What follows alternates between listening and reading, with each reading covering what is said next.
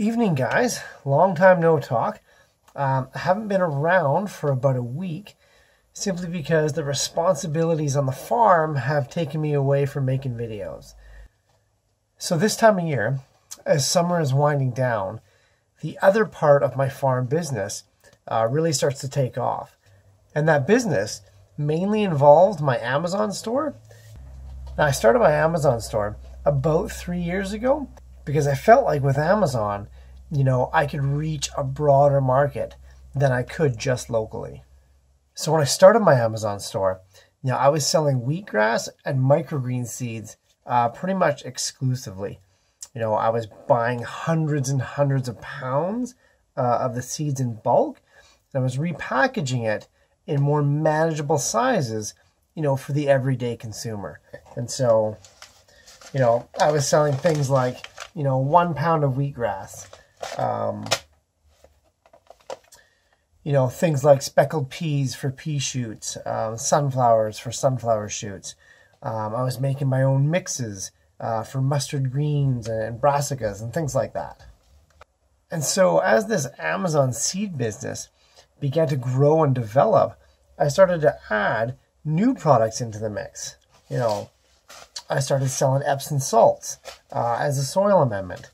I added diatomaceous earth, bentonite clay, all things of a gardening nature, but it really allowed me to reach a much broader market than I was just in my local area. And so it is around this time of year, every year, that I spend a lot more time replenishing that Amazon store. In the spring months, it is much too busy on the farm to be doing the Amazon stuff. And this summer, I started making these videos, so that took up a lot of time each day as I was making daily videos. And so I've always had this transition period, at the end of summer, where I have a few weeks where there isn't much to do on the farm. And so, for the last 3 years, that's when I've done the bulk of my Amazon work. And it's really worked out. Other than the few weeks in late summer, the Amazon stuff is pretty passive. I dedicate a few hours a week to it. But other than that, it pretty much takes care of itself. So that explains why I haven't been around for the last week, filming a video every day like I have been, for the last 2 months. And so here we are, almost midnight, pouring rain outside. Perfect time to make a video. So if you've seen any of my previous videos, you know that I subscribe to the 6-week rule.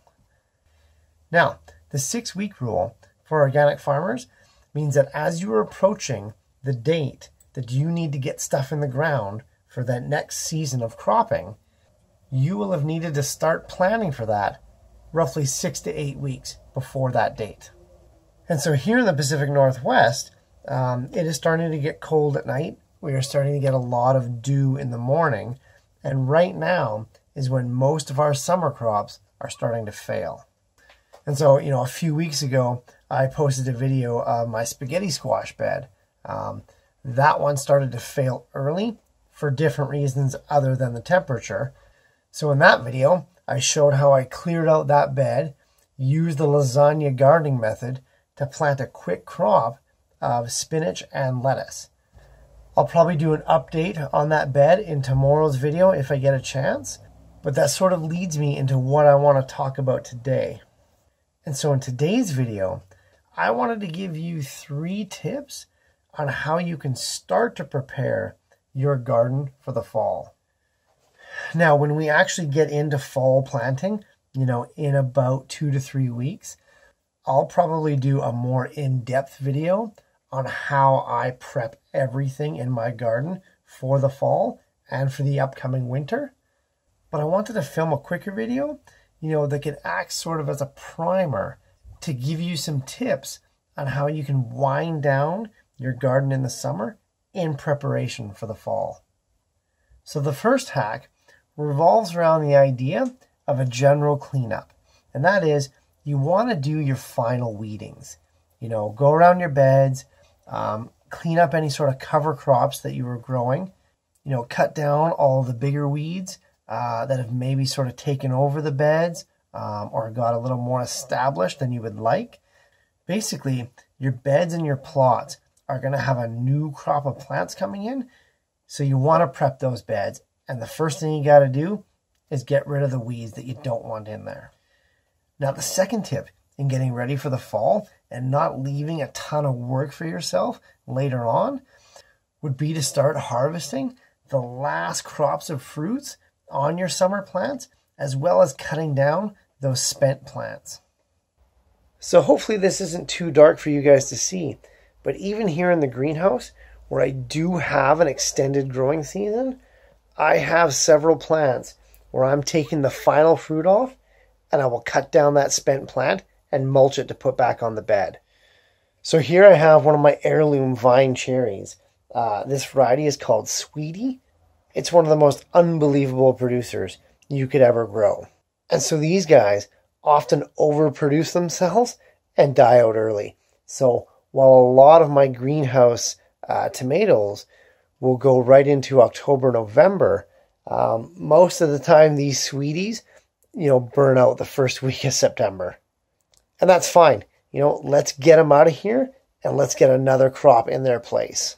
And so getting rid of these last bits of fruit, and cutting down the spent plants and dealing with them, does a couple things for you.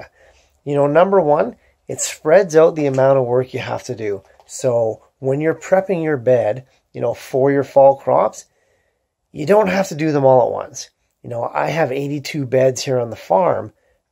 There's no way that in the week of fall planting, I can do them all at the same time. And so if I'm able to chip away at it, and get rid of half of my spent plants, by the first week of September, I'll be in good shape a month from now when I have to start really going at it and getting rid of all my summer crops. The other thing it does is as these summer plants start to fail and the fruits start to fall on the ground, they can really start to attract the pests. So you really want to get these plants out of here before they start decaying, before the fruit starts attracting, bugs and pests and disease. It's really just an ideal time at the beginning of September to start chipping away, and getting rid of the plants that you can get rid of. It just makes for an overall healthier fall garden.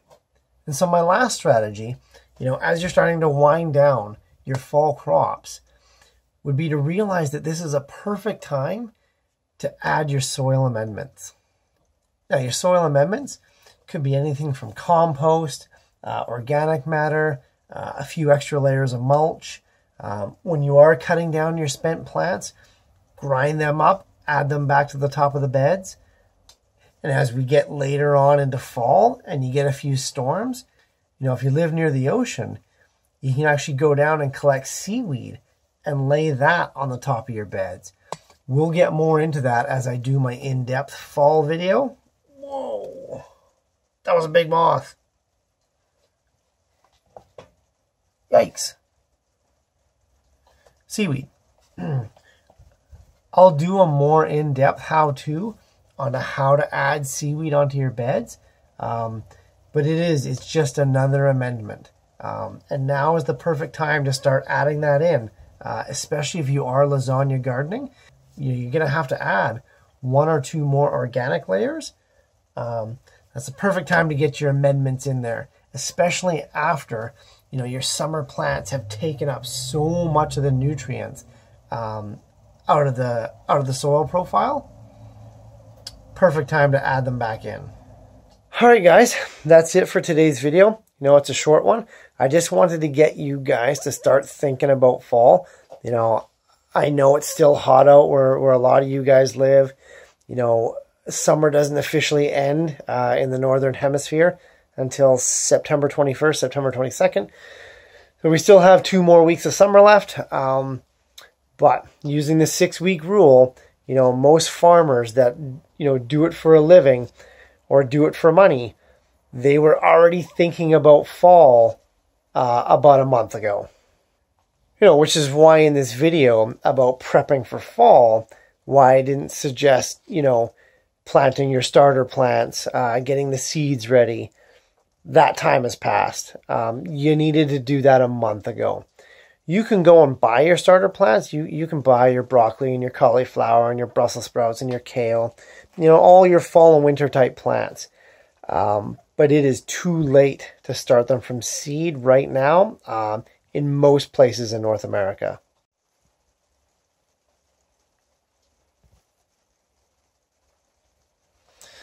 So yeah, I do have a couple of summer videos still coming. I still have to do my sun-dried tomato video. I'll probably be harvesting them all this Sunday. So probably early this week, I'll be able to make that video for you guys. And if all goes well, I also have how to dry your own herbs coming up soon. So there's still a couple summer videos on the way, but operationally on this farm, it's all about the fall now. So as always, leave any questions or comments down below. Have you started your fall gardens? If so, what are you growing? Are you excited about fall? Or are you one of those gardeners that as soon as summer's over, you shut down your gardens, and you cover them with a tarp or landscape cloth? Let us know what you guys are doing to prep your beds for the fall. Click the subscribe button if you haven't already. For those of you that have, I really do appreciate the support, and I'll see you guys next time. These are the smallest of my cauliflower seedlings. They're a good 5 to 6 inches tall. And these were the ones that were too small to move on to 4-inch pots. I simply cannot imagine direct seeding a fall plant. You'd just be so far behind in production.